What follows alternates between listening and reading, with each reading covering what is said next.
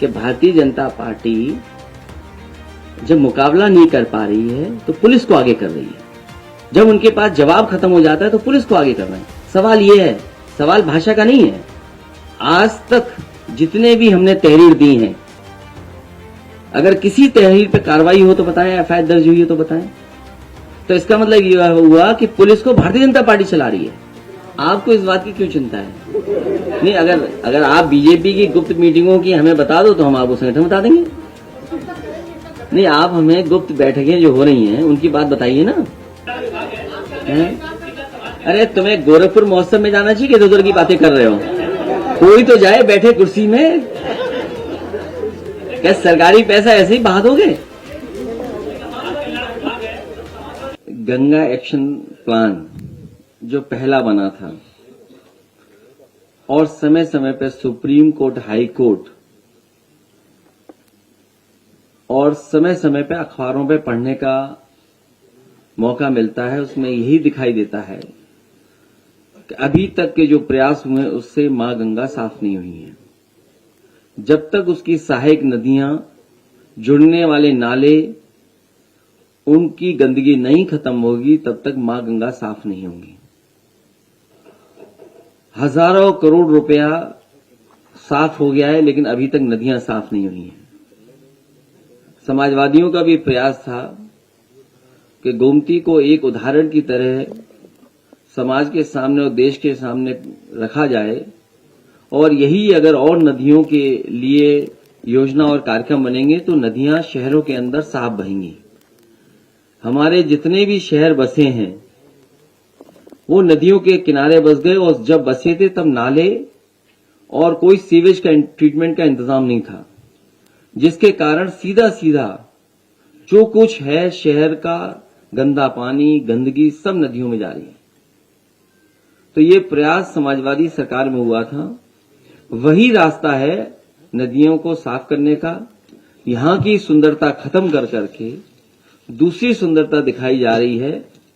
आखिरकार सरकार को ये बताना चाहिए कि यहां की आखिरकार सुंदरता क्यों खत्म कर दी। इसी तरह नाव यहां पर चलनी थी, कुछ पहले नाव खरीद ली गई थी और भी जिसको टूरिस्टों को सुविधा देने के लिए या लोगों को घूमने के लिए यहां नाव खरीदी गई थी, वो सब कूड़ा करकट हो चुकी हैं। वो शायद डस्टबिन में फेंक दी गई हैं या यहां से लेकर के कहीं और ले गए हैं वो लोग। मुझे बताया गया, जब मैं संगम में गया, मैं उस नाव में जब बैठा तो मैंने कहा ये सरकार ने तो बहुत अच्छी नाव खरीद ली है। तभी उसमें एक कर्मचारी ने कहा ये वही नाव है जो आपने खरीदी थी। तो जो यहां की अच्छी चीजें थी वो सब खत्म कर दी सरकार ने। तो ये सरकार क्या दिखाना चाहती है? वहां लोग वैराग्य के लिए, आखिरी समय के लिए, पूजा पाठ के लिए, आध्यात्म के लिए आते हैं और सीखने के लिए आते हैं। लेकिन ये भारतीय जनता पार्टी टूरिज्म और पैसा बढ़ाना चाहती है, पैसा कमाने के लिए व्यवस्था बना रही है। आखिरकार वहां के जो निषाद समाज के लोग हैं, जो नाव चलाते थे, नावक थे, उनको क्या लाभ मिलने जा रहा है? उनके लिए क्या सुविधाएं दी गई हैं? क्या बड़े उद्योगपतियों के लिए सुविधा होगी या बाहर से जो कारोबार करने वाले लोग हैं उन्हीं के लिए सुविधा होगी? हमारे नाव चलाने वालों के लिए क्या सुविधा होगी? और इसी तरह जब आपके गोमती रिवर फ्रंट में इस तरह की नाव चलने की कोशिश थी तो उसको क्यों खत्म कर दिया गया? मैंने कन्नौज का एक अखबार पढ़ा, हो सकता है हर जिले में इसी तरह का सरकार प्रयास कर रही हो।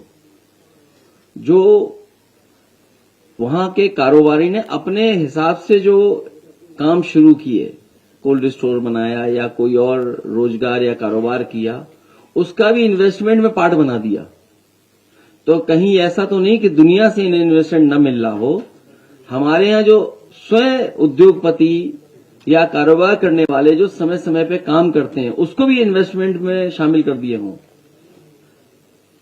सरकार को ये बताना चाहिए कि पहले इन्वेस्टमेंट में आखिरकार कितना जमीन पर पैसा आया है, उतरा है। इसलिए मैं एक बार फिर, क्योंकि और जाने क्या क्या पूछोगे, अभी इन्वेस्टमेंट मीट पे मैंने कहा है कि सरकार जहां इन्वेस्टमेंट की बात कर रही है वहीं सरकार को यह भी बताना चाहिए कि पहले एमओयू हुए थे उसको कितना जमीन पर उतारा और किस इंडस्ट्रियल पॉलिसी के तहत ये क्या इंसेंटिव देकर के आप उद्योग ला रहे हैं? जब आपके पुराने एमओयू जमीन पर नहीं उतरे हैं तो नए एमओयू जमीन पर कैसे उतरेंगे? और फिर नया इंसेंटिव क्या दे रहे हो आप? ये केवल चुनाव की तैयारी है, जनता को धोखा दे रहे हैं।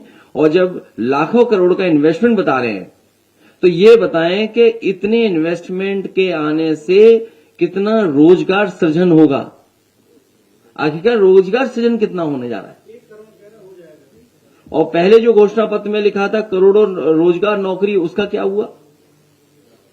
इसलिए आप भी कंफ्यूज मत होइए, आपको बहुत अच्छा पैकेज मिलेगा, बहुत अच्छी चमक धमक दिखाइए, जमीन पे कुछ नहीं उतरेगा। अरे तुम्हें गोरखपुर महोत्सव में जाना चाहिए कि इधर उधर की बातें कर रहे हो? कोई तो जाए बैठे कुर्सी में। क्या सरकारी पैसा ऐसे ही बहा दोगे? आपको इस बात की क्यों चिंता है? नहीं, अगर आप बीजेपी की गुप्त मीटिंगों की हमें बता दो तो हम आपको संगठन बता देंगे। नहीं, आप हमें गुप्त बैठकें जो हो रही हैं उनकी बात बताइए ना। नहीं, आपको इससे क्या लेना देना? आप बहुत जल्दी बन जाएगा, शुभ दिनों बनेगा।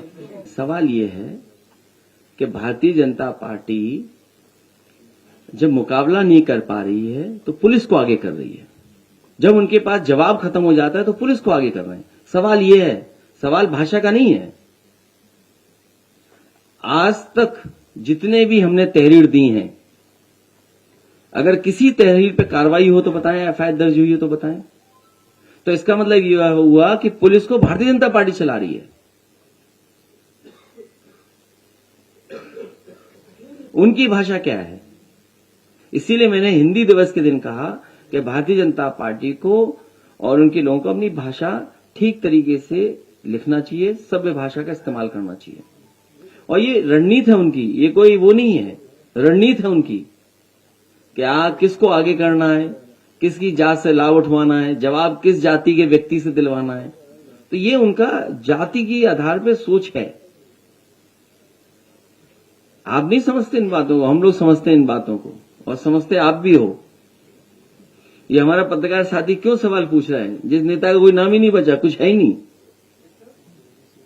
अब जो भी हो